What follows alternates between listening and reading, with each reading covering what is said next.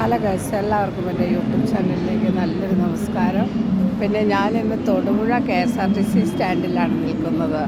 ഞങ്ങളിവിടെ ഒരു സിനിമയുടെ ഓഡീഷനുമായിട്ട് വന്നതാണ്. തൊടുപുഴ സ്റ്റാൻഡിൻ്റെ അടുത്ത് തന്നെ സിസിലിയ ഹോട്ടലിലായിരുന്നു.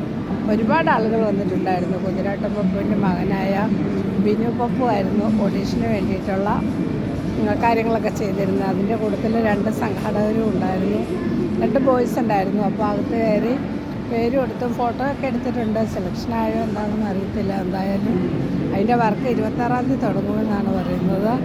അപ്പോൾ വയ്ക്കം തൊടുപുഴ ഒറ്റ KSRTC ബസ്സിലാണ് വന്നത്.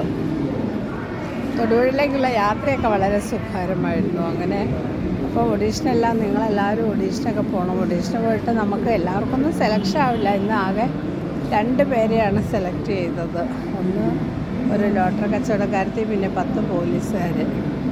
ഇതാണ് അവസ്ഥ. പിന്നെ എൻ്റെ കൂടെ സിനിമയിൽ അഭിനയിക്കുന്ന വേറൊരു ചേട്ടൻ, ഞങ്ങളുടെ വൈക്കത്ത് തന്നെയുള്ള വൈപ്പിമ്പടിയിലുള്ള ഒരു ചേട്ടനുണ്ടായിരുന്നു. ചേട്ടൻ ഒരുപാട് രംഗങ്ങളിലെല്ലാം സിനിമയുടെ തിയേറ്ററുകളിലെല്ലാം പ്രവർത്തിച്ചിട്ടുള്ള ഒരു പഴയകാല മനുഷ്യനാണ്. അദ്ദേഹത്തിൻ്റെ പേര് വന്നിട്ട് മഹേശ്വരൻ പിള്ള എന്നാണ്.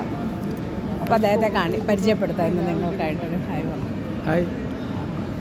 ഇതാണ് ചേട്ടനും ഒന്ന് ഓഡീഷനിൽ പങ്കെടുത്തു. അപ്പോൾ ഒരുപാട് ലേഡീസും ജെൻസ് അതുപോലെ പ്രായമായ ആളുകൾ എല്ലാവരും ഉണ്ടായിരുന്നു. അതിൽ കുറച്ച് പേർക്കൊക്കെ പോലീസ് സെലക്ഷൻ കിട്ടിയിട്ടുണ്ട്. ഒറിജിനൽ പോലീസായിട്ടുള്ള ആളുകളും വന്നിട്ടുണ്ടായിരുന്നു. അപ്പോൾ നമ്മുടെ കുതിരാട്ടം പപ്പുവിൻ്റെ മകനായ ബിനു പപ്പുവാണ് ഓഡീഷൻ ചെയ്തത്. അപ്പോൾ ഇതൊക്കെയാണ് ഇന്നത്തെ വിശേഷങ്ങൾ.